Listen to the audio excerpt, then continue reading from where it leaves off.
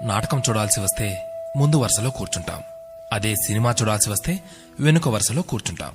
ముందు వెనుక అన్నవి సాపేక్షం. సబ్బును తయారు చేయాలంటే ఆయిల్ కావాలి. అదే చేతికి అంటిన ఆయిల్ని పోగొట్టుకోవాలంటే సబ్బు కావాలి.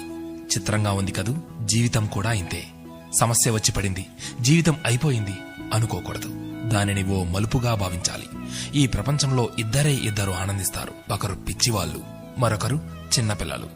గమ్యాన్ని చేరుకోవాలంటే పిచ్చితనం కావాలి. చేరుకున్న గమ్యాన్ని ఆనందించాలంటే చిన్నపిల్లలైపోవాలి.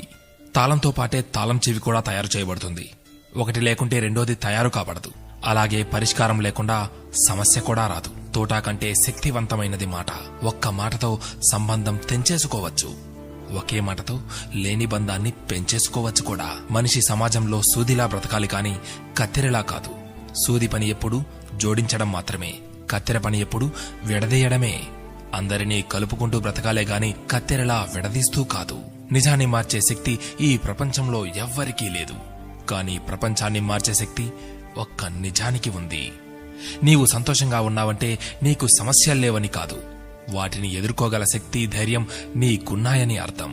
స్నేహితుడిని నీ దుఃఖ సమయంలోనూ, యోధుడిని యుద్ధంలోనూ, భార్యను పేదరికంలోనూ, గొప్ప వ్యక్తిని అతని వినయంలోనూ పరీక్షించాలి. చేసిన తప్పుకు క్షమాపణ అడిగినవాడు ధైర్యవంతుడు. ఎదుటి వారి తప్పును క్షమించగలిగిన వాడు బలవంతుడు.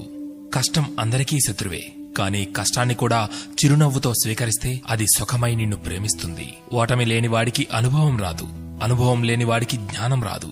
గెలిచినప్పుడు గెలుపును స్వీకరించు, ఓడినప్పుడు పాఠాన్ని స్వీకరించు. ఓడిపోయి విశ్రాంతి తీసుకుంటున్నప్పుడు ఆ ఓటమి నేర్పిన పాఠాన్ని చదువుకో. నీవే గెలుస్తావు.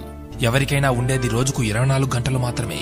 గెలిచేవాడు ఆ 24 గంటలు కష్టపడుతుంటాడు. ఓడేవాడు ఆ 24 గంటలు ఎలా కష్టపడాలా అని ఆలోచిస్తుంటాడు. అంతే తేడా.